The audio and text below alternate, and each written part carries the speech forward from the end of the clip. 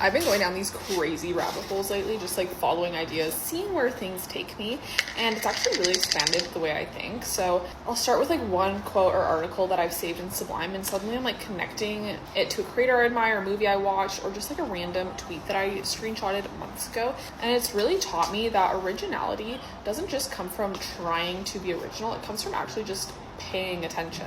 One thing that I've realized through this is that inspiration almost always comes at like the worst possible times, like driving, on a walk, cleaning, like just you're busy, you don't have time to like write it down, but someone says something that like completely changes the way that I think about a topic, and normally I'll tell myself like, oh, I'm gonna remember this later. You never do. So what I've actually started doing is I've just been screenshotting the podcast, and then I will just send it to this email.